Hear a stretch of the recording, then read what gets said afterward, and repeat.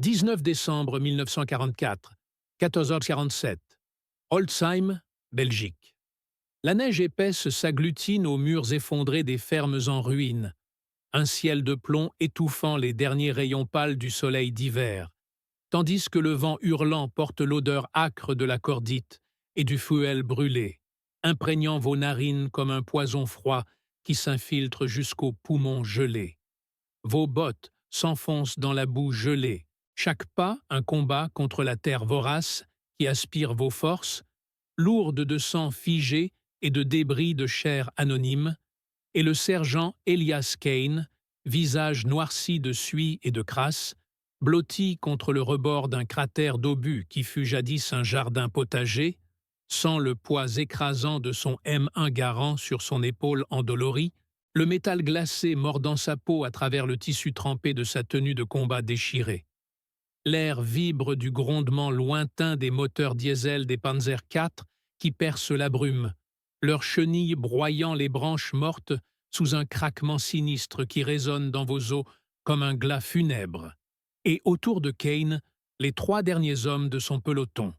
Le caporal Ruiz, les doigts gourdes crispés sur sa Thompson SMG, le soldat jeune Hale avec son bar fumant encore des dernières rafales inutiles, et le mitrailleur Novak, à genoux dans la neige rougie, rechargeant son 30 cales avec des bandes de munitions raides comme du bois, respire par saccades, la laine blanche se condensant en volutes fantomatiques, tandis que les cris gutturaux des SS, qui avancent à travers les arbres dénudés, percent le silence relatif. Comenci eros, amis, rendez-vous ou crevez. Leur voix rauque, amplifiée par la peur et la fatigue d'une offensive qui s'essouffle dans cette poche ardennaise maudite. Le sergent Kane, 28 ans, les yeux injectés de sang par 3 nuits sans sommeil, sent la sueur froide couler le long de son dos malgré le froid mordant qui engourdit ses membres, son cœur battant un tambour de panique contenu contre ses côtes endolories par les chocs des éclatements d'obus, et il murmure d'une voix rauque, presque inaudible sous le sifflement des balles perdues qui zèbrent les airs. « Ils nous ont. Munitions à sec, les gars. On tient pas plus d'une minute. » Vous sentez cela dans vos tripes, cette nausée viscérale de l'impuissance, le goût métallique de la peur sur la langue, mélange de salive épaisse et de poudre résiduelle, tandis que Ruiz crache un juron en espagnol, ses mains tremblantes laissant tomber une grenade Mark II dans la neige, le choc sourd de l'acier contre la glace résonnant comme un avertissement funeste, et Hale, le gamin du Midwest aux joues creusées par la faim, fixe le vide d'un regard hanté, imaginant déjà le fil barbelé des camps qu'on lui a décrits dans les briefings, son esprit dérivant vers la ferme de son père ensevelie sous la neige de l'Illinois. Novak, le Tchèque taciturne aux cicatrices de Stalingrad encore vives sous sa chemise, secoue la tête lentement. Le calibre. 30 près, mais les dernières ceintures presque vides, et le vent porte l'odeur de leur corps non lavé, de sueur rance et d'urine chaude qui s'est échappée malgré eux lors des dernières salves.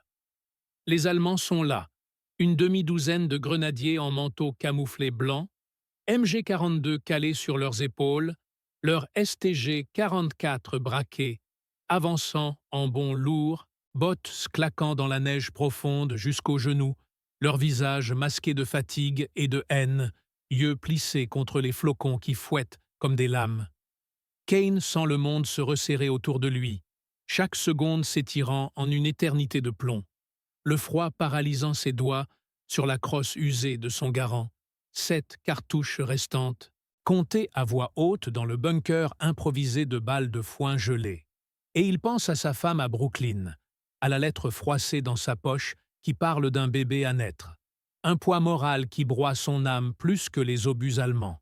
« Sergent, on charge !» halète Ruiz, sa voix brisée par l'épuisement. Mais Kane secoue la tête, les flocons collant à ses cils comme des larmes gelées. Et dans cet instant suspendu, où le hurlement d'une roquette Nebelwerfer déchire l'horizon en une gerbe de feu orangé qui illumine les troncs noirs, il prend la décision qui va inverser le destin de cette clairière maudite. Feindre la reddition, attirer les boches dans le piège qu'il a minutieusement préparé pendant les heures sombres de l'aube, une mine anti-char Teller improvisée sous la neige, reliée à un fil détonateur caché dans sa manche et ses propres grenades cachées dans les plis de son manteau. Le temps ralentit, vos poumons se contractent autour d'un souffle qui semble ne jamais finir, et Kane se redresse lentement, chaque muscle protestant contre le froid qui raidit ses articulations, levant les mains bien haut, paumes ouvertes en signe universel de capitulation, son corps ployé en avant comme un homme brisé, épaules voûtées sous le poids invisible de la défaite apparente, criant d'une voix chevrotante, feinte à la perfection: « Ne tirez pas, je me rends, on se rend tous !» Les mots portés par le vent vers les ennemis qui s'immobilisent à 30 mètres, leur silhouette spectrale dans la tourmente blanche. Vous sentez le regard de ces hommes sur lui, un mélange de terreur et d'espoir fou, Hale retenant son souffle, le bar pesant comme une ancre sur ses genoux tremblants, tandis que les SS échangent des regards méfiants, leurs officiers aboyant des ordres secs: « Vorsicht, langsam, vorwärts !» Mais la tentation est trop grande, l'épuisement de leur contre-offensive les rendant imprudents. Et ils avancent, pas lourds dans la neige, MG42 baissé légèrement, STG44 pointé, mais doigts hésitants sur les détentes gelées. Kane titube en avant, chaque pas une agonie calculée, ses bottes s'enfonçant profondément, le froid remontant le long de ses mollets comme des aiguilles empoisonnées, feignant la faiblesse, trébuchant presque, mains toujours levées haut au-dessus de la tête, le vent mugissant dans ses oreilles comme les lamentations des damnés, et il sent l'odeur de leur tabac bon marché et de leur corps malnutri se mêler à celle de la poudre, à 10 mètres maintenant, 8, 6. Leurs rires gutturaux montant comme un défi moqueur. « Der Ami gibt auf, na los, Kameraden !» Un sous-offulier s'avançant en tête, sa Schmeisser MP40 ballante contre sa hanche, visage rougeau sous le bonnet de feutre. Le sergent Kane sent son pouls marteler ses tempes comme un marteau-piqueur. La sueur perlant malgré le gel, coulant en rigoles salées dans ses yeux, brouillant sa vision du monde en un kaléidoscope de blanc et de kaki ennemis, et dans cet instant infini où le temps se fige comme la neige autour de lui, ses doigts gourds, presque insensibles, effleurent le fil détonateur dissimulé sous sa manche gauche, un geste microscopique, irréversible, tandis que les Allemands se rapprochent encore, à 4 mètres, leurs bottes foulant la neige piégée sans le savoir, leur garde relâchée par la vue de cet Américain pathétique, brisé, suppliant. Vous êtes Kane maintenant, le cœur cognant contre vos côtes comme un prisonnier en cage, l'air chargé d'une tension électrique qui fait vibrer l'air même, l'odeur entêtante de leur sueur aigre dominant tout. Et puis, dans un éclair de pure volonté, vos doigts tirent, le fil se tend avec un claquement sec inaudible sous le vent. La Teller explose dans une fontaine de terre gelée et d'éclats métalliques hurlants. Le sol se soulève en une onde de choc qui projette les premiers SS en l'air comme des poupées de chiffon. Leurs cris noyés dans le rugissement assourdissant de l'explosion qui déchire vos tympans. Chaleur soudaine et brûlante contrastant avec le froid. Fragments de chair et d'os sifflant dans l'air comme une grêle mortelle. Chaos absolu. Les survivants hurlent, titubent, leurs armes se relevant dans une panique désordonnée. Mais Kane est déjà au sol, roulant sur lui-même dans la neige souillée de sang frais et chaud qui font la glace autour de lui, sortant sa Thompson cachée sous son manteau, le métal mordant ses paumes nues, et il presse la détente dans un vrombissement infernal de 45 ACP, rafales courtes et précises qui cueillent les boches au vol, torses explosant en gerbes rouges, un sergent ennemi s'effondrant à genoux, mains pressées sur son ventre éventré, vomissant tripes fumantes sur la neige blanche. Ruiz et les autres jaillissent du cratère comme des diables de leur boîte, barres crachant le feu. 30 cales tonnant en une symphonie de plomb, grenades filant en arcs paresseux pour éclater en nappes de shrapnel qui fauchent les fuyards, l'air saturé de cordite âcre qui brûle les poumons, cris d'agonie en allemand se mêlant aux jurons yankees « Prenez ça, sales nazis !»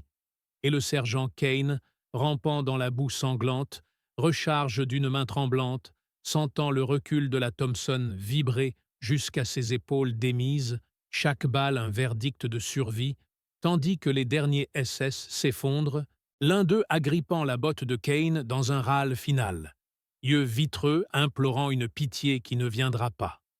Le silence tombe enfin, lourd comme une chape de plomb après le vacarme, seulement troublé par le crépitement des flocons sur les corps inertes et le gémissement lointain d'un blessé, vos oreilles sifflant encore des explosions, le goût de sang dans la bouche, le vôtre, d'une lèvre fendue, et Kane s'assoit lentement dans la neige rougie, Thompson fumante sur les genoux, fixant le carnage.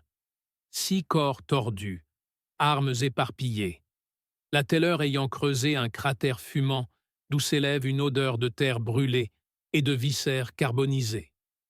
Ruiz s'approche en titubant, une égratignure sanglante sur la joue, et claque l'épaule du sergent.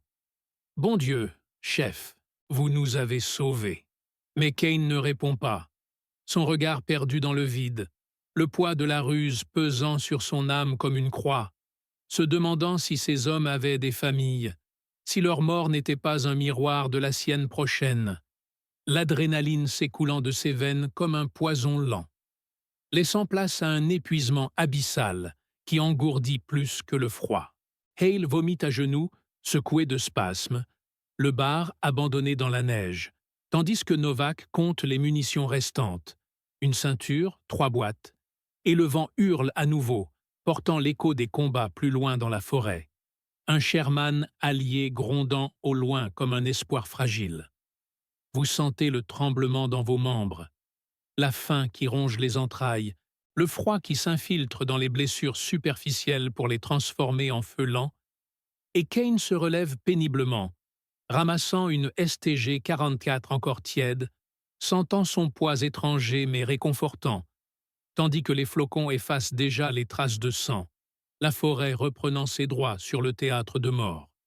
Des heures passent ainsi, tendues dans l'attente, écoutant les craquements suspects des branches, chaque ombre, un ennemi potentiel, le sergent alternant veille et somnolence, hanté par des flashs de l'explosion. Le visage du sous-officier se désintégrant en une bouillie rose, et quand la nuit tombe, un noir d'encre troué par les fusées éclairantes allemandes qui illuminent le ciel en stroboscope verdâtre, ils entendent les moteurs, un convoi SS approchant, alerté peut-être par le silence radio de la patrouille anéantie. Le piège de Kane n'était que le premier acte. Maintenant, la clairière devient un coupe-gorge, ces hommes creusant des positions improvisées dans la neige durcie, empilant les corps ennemis comme barricades macabres dont l'odeur de défécation post-mortem monte en vagues nauséabondes, et Kane, adossé à un tronc écorcé, mâchonne une ration K détrempée qui a le goût de carton et de regret, sentant la fièvre monter de sa cuisse écorchée par un éclat, une chaleur moite contrastant avec le gel ambiant. Si on tient jusqu'à l'aube, les P-47 nous bombarderont le cul, murmure-t-il, mais dans son cœur, la peur morale le ronge. Et si c'était un piège plus grand, si les renforts Boche arrivaient en nombre, transformant leur victoire en holocauste. Le grondement s'amplifie, phares perçant la nuit comme des yeux jaunes, un half-track SDKFZ 251 cahotant sur le chemin boueux, suivi de 2 panzergrenadiers à pied. Et Kane ordonne le silence absolu, doigt sur les détentes, le monde réduit à l'attente suffocante. Chaque seconde, un étirement douloureux où l'on sent le pouls dans les tempes, l'urine chaude coulant malgré soi dans les bottes pour certains. Et puis, les véhicules s'arrêtent à l'orée de la clairière, moteurs tout sautant dans le froid, soldats descendant en jurant, lanternes balayant la neige, découvrant les corps. « Was zum Teufel » Une embuscade! Hurle un officier, et c'est le signal. Kane tire le premier, sa Thompson crachant une rafale qui fauche les sentinelles, Ruiz lançant une grenade qui explose sous le half-track en une boule de feu rugissante, essence et munitions détonnant en chaînes infernales qui illuminent la nuit d'un orange apocalyptique. Silhouettes dansant dans l'enfer comme des ombres damnées, cris déchirants avalés par les déflagrations, tandis que le bar de Hale tonne sans relâche, perçant les flancs des panzergrenadiers qui ripostent avec leur MG-42, le râle mécanique de la tronçonneuse de Hitler, déchirant l'air en un mur de plomb qui ricoche sur les arbres en échardes mortelles. Vous êtes projeté au sol par une bourrasque de mitraille, la neige explosant autour de vous en geysers blancs, l'odeur de bois brûlé et de chair grillée saturant tout, Novak arrosant depuis son nid avec le 30 qui chauffe à blanc, bande s'éjectant en cascade fumante, et Kane rampe vers le half-track en flammes, récupérant un Panzerfaust abandonné, son tube lourd pesant sur son épaule blessée, visant le Panzer qui émerge des arbres, chenilles broyant les corps frais, tourelles pivotant lentement dans un grincement d'acier torturé. Le temps s'étire à nouveau, infiniment, le viseur aligné sur la tourelle faible, sueur piquant les yeux, le monde réduit à ce tube de mort, et il presse la détente, le whoosh du projectile filant comme un serpent de feu, impactant dans un choc titanesque qui éventre le flanc du monstre d'acier, flammes jaillissant en un geyser huileux, équipage hurlant à l'intérieur, tandis que l'explosion secondaire déchire le canon, débris volants, zébrant la nuit.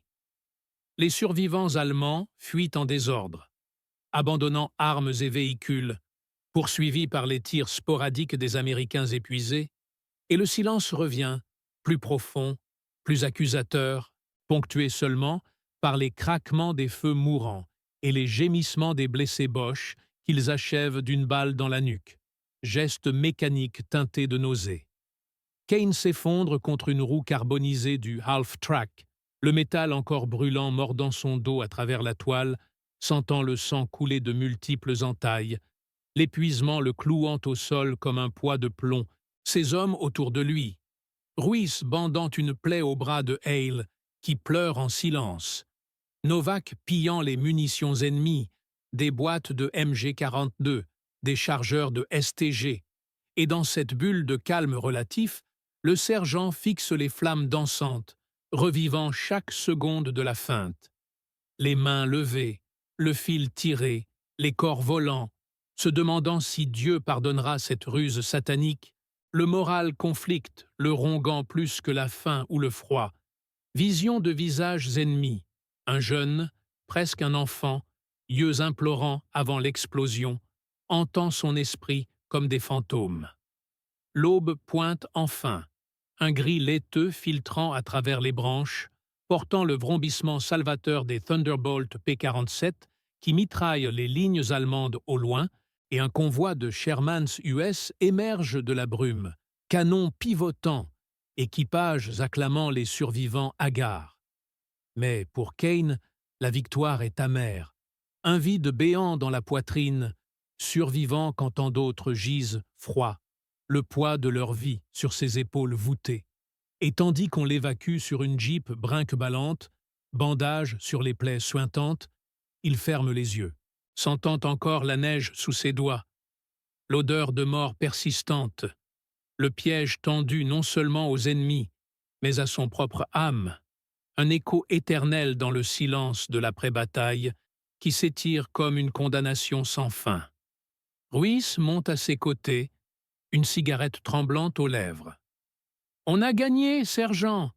Mais Kane hoche la tête sans conviction. Le véhicule cahotant sur la piste gelée, emportant les ombres de Holzheim vers un front qui n'offre aucun répit, la guerre continuant son moulin de chair et d'acier, inexorable. Et dans le creux de cette survie improbable, le froid s'installe pour de bon, non plus dans les membres, mais au cœur, où la peur, l'adrénaline et le doute se cristallisent en une glace éternelle, tandis que la neige tombe sans relâche, effaçant les traces d'un piège qui sauva 4 vies au prix de douzaines. Un chapitre brutal gravé dans la boue de l'Ardenne. Acte 2. Les échos de Bastogne. La Jeep s'ébranle dans un grondement rauque, pneus patinant sur la croûte de neige durcie, emportant Kane et ses ombres vers le cœur palpitant de Bastogne, où le 108e Airborne tient bon comme un poing serré dans la tenaille allemande. Ruiz tire une bouffée de sa camelle, la fumée dansant comme un fantôme dans l'air glacé, ses yeux fuyants évitant le regard vide du sergent. « Bastogne, sergent, on va tenir la ligne là-bas. Les Boches vont payer pour Holzheim. » Kane ne répond pas, ses doigts crispés sur le bandage qui entoure son flanc, où la plaie suinte encore un sang chaud mêlé de pus, chaque chaos ravivant la brûlure comme un reproche divin. Hale, à l'arrière, gémit doucement, Novak lui appliquant un garrot improvisé avec une ceinture de toile, pillant une trousse de secours récupérée sur un cadavre yankee. « Tiens bon, gamin, t'es pas encore au Valhalla. » Le convoi s'allonge, une file serpentine de jeeps, de half-track et de camions GMC brinque-ballants, escortés par des sentinelles à la peau gercée, fusils mitrailleurs braqués sur les bosquets suspects. L'Ardenne s'étire, un tapis blanc taché de rouge, où les carcasses de Panthers fumantes et de gliders brisés ponctuent le paysage comme des croix oubliées. Au loin, les salves d'artillerie allemande crachent leur venin, obus sifflants qui labourent la terre en gerbes de boue gelée. Et Kane revoit les visages d'Holzheim, ce gosse aux yeux implorants, le géant blond projeté en l'air comme une poupée de son. Un carrousel de remords qui tourne sans fin dans son crâne, engourdi par le manque de sommeil. Dieu pardonne-t-il les pièges ? Se demande-t-il, priant en silence un Notre Père tronqué, les mots se perdant dans le vrombissement des moteurs. Bastogne apparaît enfin, silhouette martyre enveloppée de fumée. Ses rues étroites, encombrées de geais au visage noirci de suie, de mulets récalcitrants traînant des caisses de rations C, de tentes kaki claquant au vent comme des drapeaux de deuil. Le colonel Sink, silhouette raide en battle dress, arpente le PC souterrain creusé dans une cave d'église, carte étalée sous une lampe à huile vacillante, marqueur indiquant les pinces allemandes qui se referment. « Kane, rapport !» aboie-t-il en voyant le sergent boitiller jusqu'à lui, soutenu par Ruiz.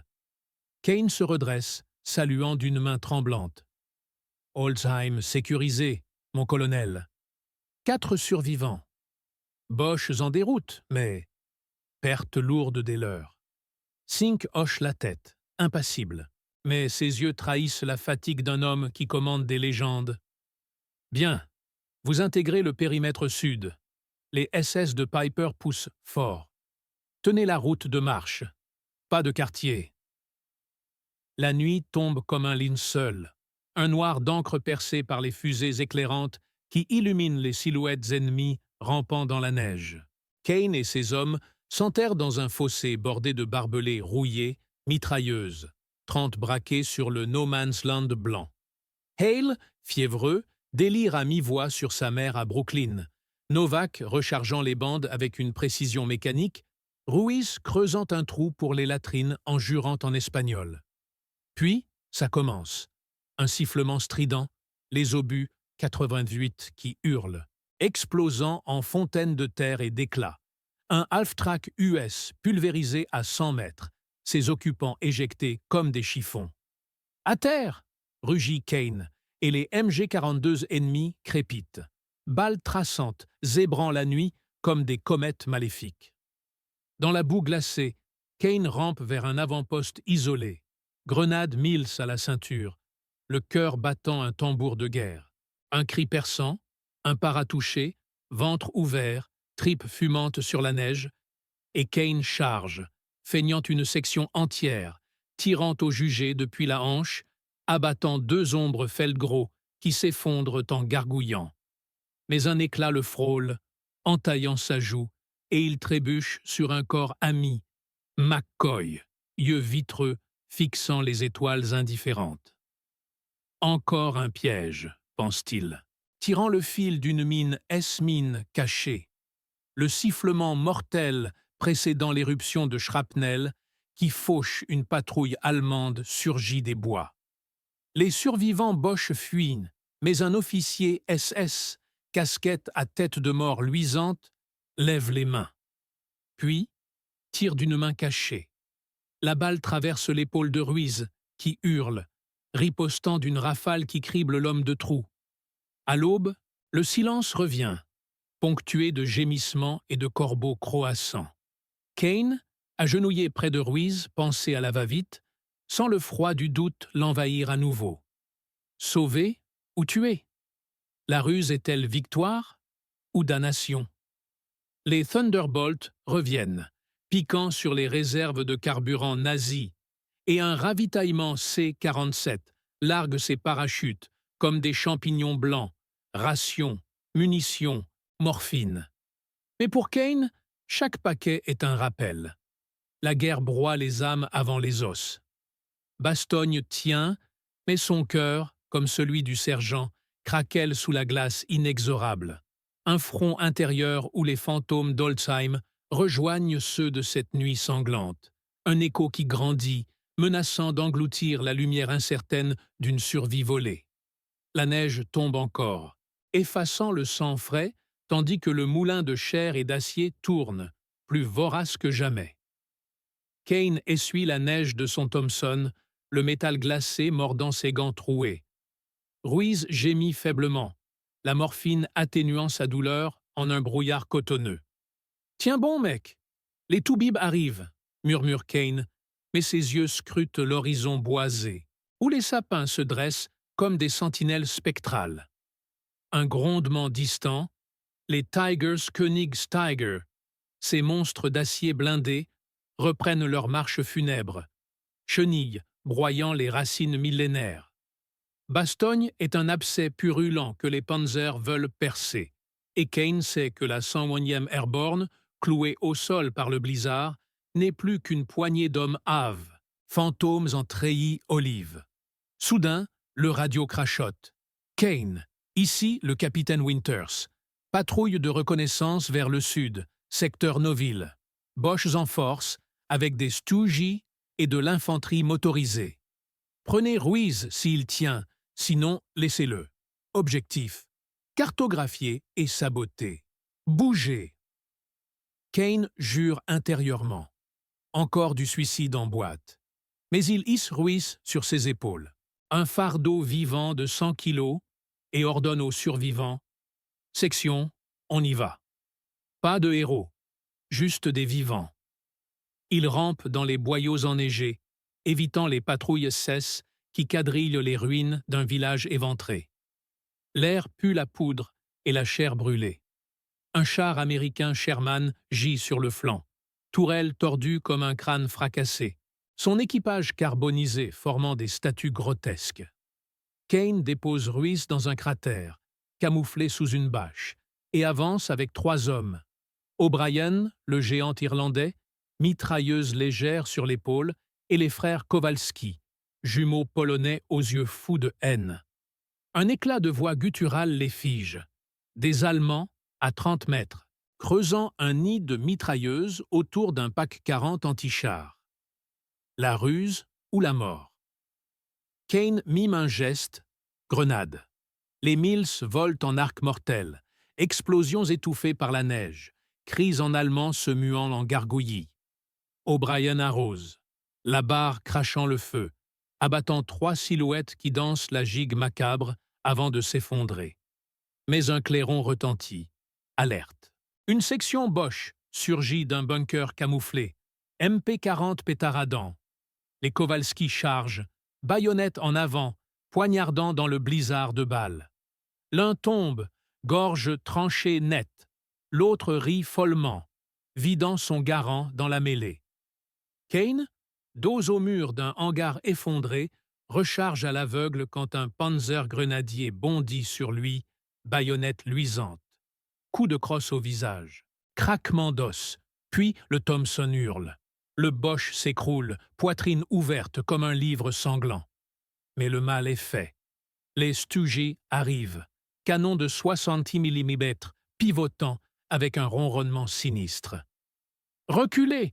beugle Kane, traînant O'Brien blessé au genou. Il fuit vers le cratère, où Ruiz, pâle comme un linceul, tend une grenade anti-char. « Pour toi, sergent, balance-la dans leur gueule. » Le projectile file, adhère au flanc du premier Stooge dans un clang infernal. Explosion.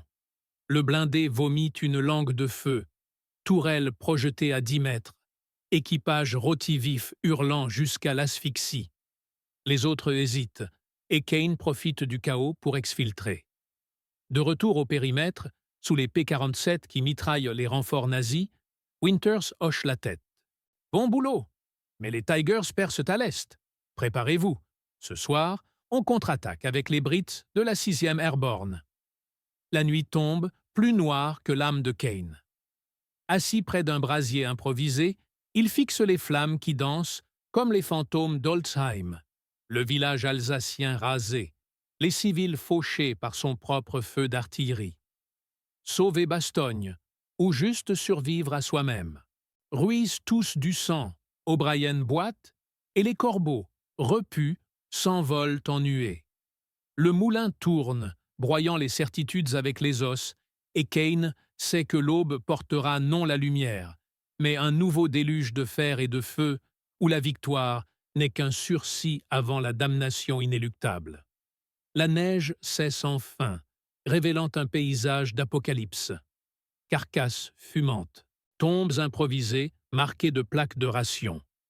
Et au loin, le rugissement des Tigers appelant les damnés à la danse finale.